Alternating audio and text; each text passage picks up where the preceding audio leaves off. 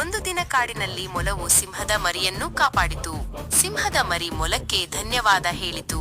ಮೊಲವು ಸಿಂಹದ ಮರಿಗೆ ತನ್ನ ಮನೆಯನ್ನು ತೋರಿಸಿತು. ಇಬ್ಬರೂ ಒಳ್ಳೆಯ ಸ್ನೇಹಿತರಾದರು. ರಾತ್ರಿಯಾಯಿತು.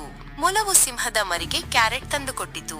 ಆದರೆ ಸಿಂಹದ ಮರಿ ಮಾಂಸಾಹಾರಿಯಾಗಿದ್ದರಿಂದ ಕ್ಯಾರೆಟ್ ತಿನ್ನಲಿಲ್ಲ. ಮೊಲವು ಬೇರೆ ಏನು ಮಾಡಬೇಕೆಂದು ತಿಳಿಯದೆ ಸಿಂಹದ ಮರಿಯನ್ನು ನರಿಗಳ ಬಳಿಗೆ ಕರೆದುಕೊಂಡು ಹೋಯಿತು. ನರಿಗಳು ಸಿಂಹದ ಮರಿಗೆ ಒಂದು ತುಂಡು ಮಾಂಸವನ್ನು ತಂದುಕೊಟ್ಟವು.